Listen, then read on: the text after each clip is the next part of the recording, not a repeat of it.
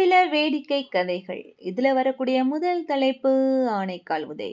கதை கேட்க வந்திருக்கும் அனைத்து அன்பு உள்ளங்களுக்கும் வணக்கங்கள். கதை சொல்ல வந்திருப்பது நான் உங்கள் கதைப்போம் வித் வீக்ஸ்.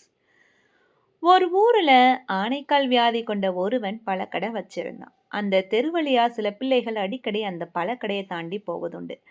அப்படி அந்த பழக்கடையை தாண்டி போகும்போதெல்லாம் ஏதாவது 1, 2 பழங்களை எடுத்துக்கிட்டு போகணும் அப்படிங்கிற ஆசை அந்த குழந்தைகளுக்கு இருக்கத்தான் செஞ்சுச்சு.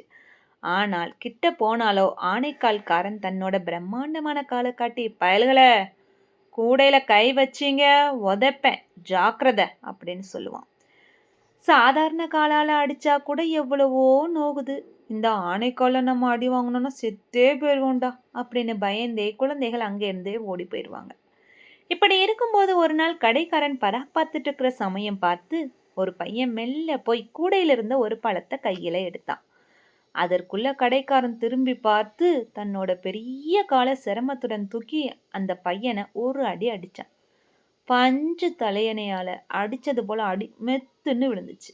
பையன் கலகலான்னு சிரிச்சு தெருமுனையில இருக்கக்கூடிய தன்னோட நண்பர்களை கூவி, அடேய், எல்லோரும் வாருங்களடா, வெறும் சதை, எலும்பில்ல அப்படின்னு சொன்னான். மனுஷங்களாகிய நம்ம எல்லோரும் பல விஷயங்கள்ல இந்த கதைகள்ல வரக்கூடிய குழந்தைகளை போலத்தான் இருக்கிறோம். வெறும் சதையாக இருக்கும் கஷ்டங்களை தூரத்திலிருந்தே பார்த்துட்டு எலும்புள்ள கஷ்டங்களாக நினைச்சு பிறர் அவதிப்படுவதை நாம பார்த்தது இல்லையா? ஏன் நாம கூட அங்கனம் அவதிப்பட்டது இல்லையா? இது பாரதியார் சிறுகதைகள். மீண்டும் ஒரு முறை உங்களுக்கு நன்றிகள்.